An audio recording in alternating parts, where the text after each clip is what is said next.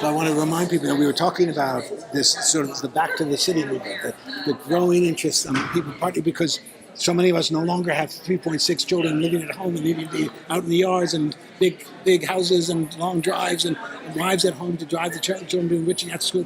We are living very different kinds of lives. Most of us, only 1/4, I think, of everybody, of all the households, will have children at home. So people want instead to be able to live within walking distance of shops and workplaces. They want to have neighborhoods that have walkability. And I was thinking and wanted to say that it isn't just city versus suburb anymore.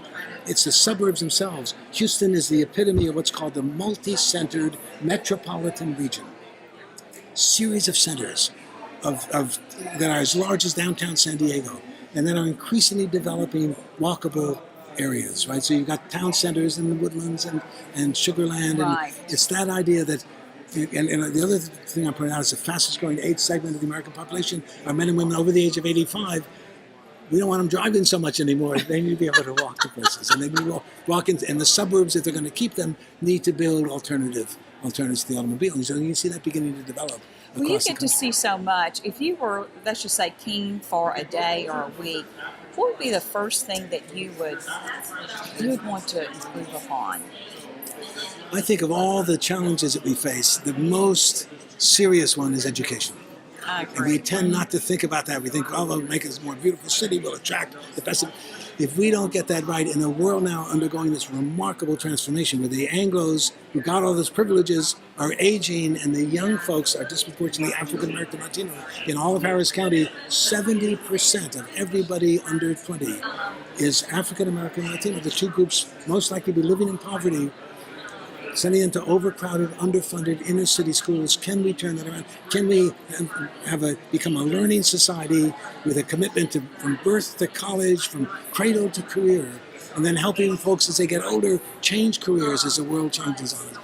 We come out of a Texas that never paid much attention to education because you didn't need it to be successful, into a world where the education is going to be the determinant of your ability to find a job that can support a family in this new global knowledge-based economy of the 21st century. You know, that's interesting because I would say for the last 30 years, I've heard that same thing. Yeah. And it seems to never be met. I think it's becoming clearer. The business community is getting the message more clearly. You know, I joke all the time. It's not business guys saying, I don't care about kids, but I'm going to have an educated workforce. Exactly. If I'm going to be able to attract the talent that will grow my business. One of the reasons why we didn't get Amazon, there are many reasons, but one of them was we don't have a workforce able to do that kind of work.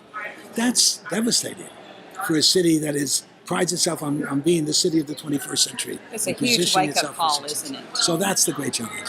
Well, it's just it's such a great time to be in the real estate and home building business because things are changing so rapidly. And I think that there's a message I was trying to leave. It's that the 21st century is really a different place. And we're not going to go back to what we were before. We can go forward together into building something really exciting and really interesting that will make the world of construction and dwellings and how will people live and what sort of lives are they going to be developing as they spend those 60 years of vigorous adult life that people have after they graduate from college into a world of continual change and diversity with different needs at different points in their lives and a variety of different housing units and types than what we were used to in the past. In what ways can realtors be there in going forward and meeting the future? I think the key thing is recognizing, opening our eyes to what's actually going on now and what young people are looking for, and understanding and playing a real role in building images of what the future can look like.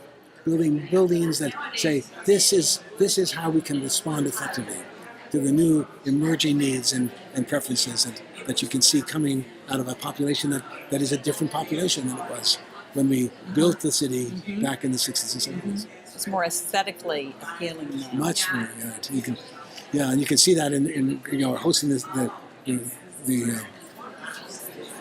can see my story of my life that I hosting the Super Bowl That's right. last year. Very different city than it was back in 2004, and radically different from what it was in 1974, when in the three different times that the world came to Houston, much clearer sense of what a beautiful city this is today than it was in the past, partly because it was not a beautiful city. We didn't pay much attention to the aesthetics. I get excited about the Bayou Greenways and connecting the dots. I think that will be just a jewel in Houston's crown.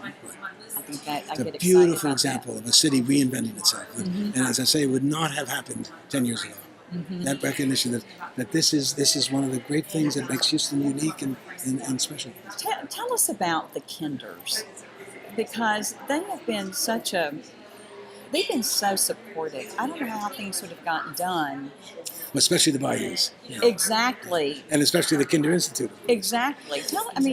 Yeah, well, they are. Tell us more about them, because I'm so impressed with their generosity and how they support really beautiful, aesthetically appealing aspects of Houston. The word they like is transformative. Transformative. Yeah. I agree So they with look that. for places to put their monies that change the game, that create something that really moves the whole city forward.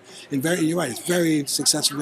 It's a story of Houston. We have very low taxes relative to other cities, but we have wonderfully generous philanthropists, and that helps a little bit.